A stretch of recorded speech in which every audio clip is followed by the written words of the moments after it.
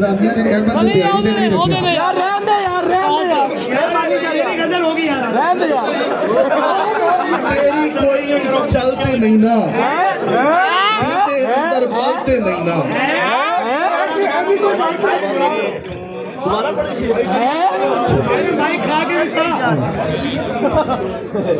अपने दिल दी गल तू कर ले